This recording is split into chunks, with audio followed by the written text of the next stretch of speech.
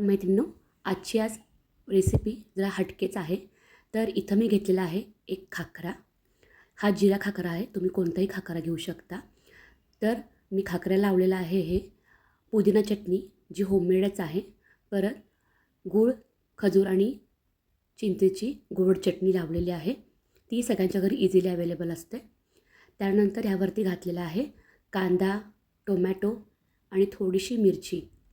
हे ग्राइंडरमधून थोडंसं बारीक चॉप केलेलं आहे. ह्याच्यावरती घातलेलं आहे आमचूर पावडर. तुमच्याकडे जर चाट मसाला तर असेल तर चाट मसाला घालू शकता. त्यानंतर चीज. तुम्ही यामध्ये मेयोनीजसुद्धा घालू शकता, पण मी मेयोनीज नाही घातलं यामध्ये. तर चीज घातलेलं आहे ह्याच्यामध्ये. वरून आता घालूया आपण बारीक शेव आणि शेवटी राहिलेली कोथिंबीर. कोथिंबीर बारीक कट करून वरून घालून घ्यायची. तुम्हाला माझी रेसिपी कशी वाटली नक्की कळवा. माझे व्हिडिओ लाईक करा, शेअर करा आणि चॅनल नक्की सबस्क्राईब करा. थँक्यू.